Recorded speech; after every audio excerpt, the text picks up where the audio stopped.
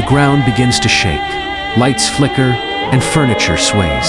This is an earthquake, and knowing what to do next is crucial for everyone in homes, schools, and offices across the Philippines.